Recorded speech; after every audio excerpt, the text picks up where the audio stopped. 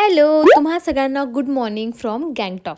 Tour गाईडने काल संध्याकाळीच बजावून सांगितलं होतं की उद्या बिलकुलही उशीर करू नका. आपण 8:30 ते 9च्या मध्येच निघणार आहोत, कारण की आपल्याला जायचं नथुला पासला, which is India and China border. आणि तिकडे जाण्यासाठी खूप प्रोसेसेस आहेत, परमिट्स घ्यावे लागतात आणि मग स्नोफॉल नाही झाली पाहिजे तिथे, आणि मग आर्मीवाल्यांनी थांबवलं नाही पाहिजे, everything. So he asked us की प्लीज तुम्ही जरा लवकर या. बट आम्हाला उशीरच झाला शेवटी, कारण आम्ही लेट झोपलो आणि लेट उठलो आणि हे सगळं झालं. आणि आम्ही फटाफट 5 मिनिटात ब्रेकफास्ट करून आम्ही गाडीत बसून मग पुढच्या प्रवासाकडे निघालो. तर आजच्या आमच्या आयटनरीमध्ये 3 ठिकाणं होती. त्याच्यामधलं फर्स्ट म्हणजे नथुला पास, सेकंड म्हणजे सोमगो लेक आणि तिसरं म्हणजे बाबा हरभजन मंदिर. परमिटसाठी लागणारे सगळेच डॉक्युमेंट्स त्यांनी आम्ही पुण्यात असतानाच मागून घेतले होते, त्याच्यामुळे काहीच टेन्शन झालं नाही. तुम्हाला जर काही इन्फॉर्मेशन पाहिजे असेल की परमिट्स कुठून कसे काय घ्यायचे, मला प्लीज DM करा, मी सगळं इन्फॉर्मेशन तुम्हाला सांगेन. जातानाचा व्ह्यू इतका जास्त सुंदर होता, म्हणजे थोडं ऊनही होतं आणि थंडीही होती. आणि आता आम्ही 15,000 फीट वर चाललो होतो फॉर नथुला पास, बरोबर.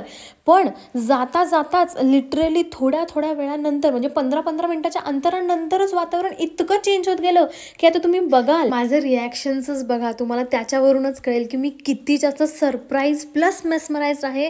की हे काय, असं वाटते की ढगं आतल्या जमिनीवरच उतरलेत, सगळ्या त्या पहाडांवरती ढगं आणि सगळं धुका. Oh my God.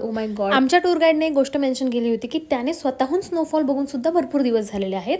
पण सरप्राइझिंगली आम्ही आज गेलो आणि तिथे अर्ध्या रस्त्यातूनच स्नोफॉल सुरू झाला, आणि इतका भयंकर स्नोफॉल की ते बघून लिटरली माझे अश्रू फुटले. आता तुम्ही म्हणाल की काय वेडी आहे, इतकं छान सीन आहे, स्नोही पडतंय, मग आता रडायची काय गरज आहे. पण ॲक्च्युली त्यावेळी मला अशी फिलिंग येत होती की मी किती ब्लेस्ड आहे.